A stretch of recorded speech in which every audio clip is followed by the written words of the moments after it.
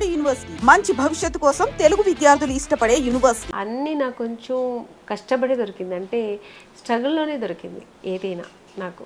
So అందుకని నాకు ఆ వాల్యూస్ తెలుసు, ఆ వాల్యూ నేను ఎంజాయ్ చేస్తాను. మీ పర్సనల్ స్పేస్లో ఎలా మాట్లాడుతున్నారు చెప్పండి, అలా కష్టపడితే దొరికింది అనేది సినిమా అనేది మాకు అర్థమవుతుంది. సో ఇప్పుడు మ్యారేజ్ అంటే వదిలేయండి, అది నేను ఇష్టపడి నేనే వెళ్ళాను చేసుకున్నాను. సో పిల్లలు అనేప్పుడు నాకు పిల్లలు కొంచెం లేట్ అయింది నాకు, అంటే మెడికల్ రీతిగా నాకు కొంచెం ప్రాబ్లం అయింది, నాకు పిల్లలు అవ్వలే. సో అలాంటప్పుడు కొంచెం దాంట్లో కూడా స్ట్రగుల్ అయ్యాను. అప్పుడు కూడా నేను దేవుడిని నమ్మాను.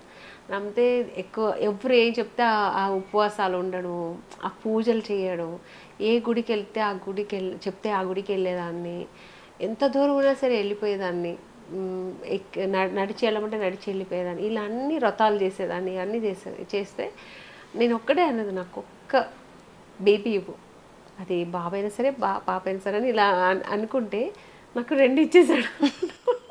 ఫైట్ చేశారు గట్టిగా దేవుడితో. మళ్ళీ ఈ విషయంలో కూడా అందరూ అంటారు, నేను ఒక్కటే అడిగితే నీకు బంపర్ ఆఫర్ 2 ఇచ్చాడు దేవుడు నీకు అంటున్నారు. అంటే అలా ఉంటుంది, అంటే గట్టిగా నేను దేవుడి దగ్గర అడిగితే ఇచ్చేస్తాడు అనమాట. సో మీరు సినిమాలలో యాక్ట్ చేయాలి అన్నది మీ ప్యాషను, మీ డెడికేషన్.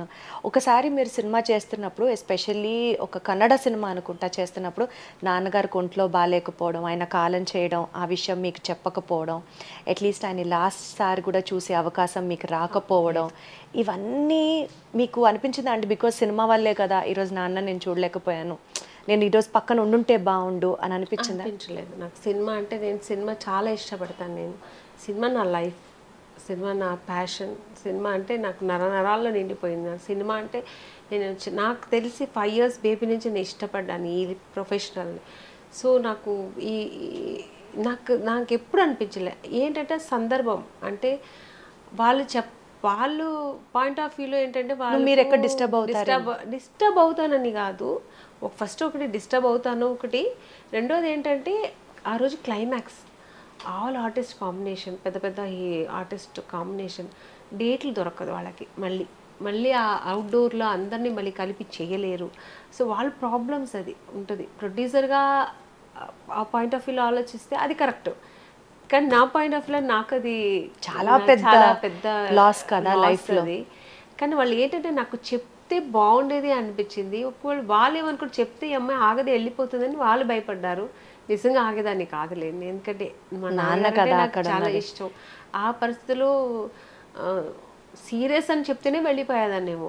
సీరియస్ అనేది చెప్పారు, ఏం లేదమ్మా సరిపోతుంది, రేపు ఇది అయిపోతేనే వెళ్ళిపోవచ్చు అన్నారు. ఇంకా సీరియస్ అంటే నేను ఫోన్ చేసి మామూలుగా అడుగుతాను కదా, మా బ్రదర్ని, మా రిలేషన్స్ ఏమైందని అడుగుతాను, చెప్పేసేవారు, తెలిసిపోయేదేమో. అందుకని వాళ్ళు చెప్పలే నాకు. తర్వాత అడిగారా, గొడవ పెట్టుకున్నారా, ఎందుకు చెప్పలేదు, ఇది నాకు లైఫ్లో చాలా ఇంపార్టెంట్ కదా? అన్నీ చేశాను. ఇంకా వాళ్ళ ప్రాబ్లమ్స్ వాళ్ళు చెప్పారు. ఇంకా నేను కూడా అది, ఇంకా నాన్నగారే పోయారు, ఇంకా వాళ్ళతో గొడవ పెడితే మా నాన్నగారు రారుగా తిరిగి, ఇంకా వదిలేసా. ఎంత ఇష్టమా అమ్మని గారు మీకు సినిమాలు అంటే అసలు.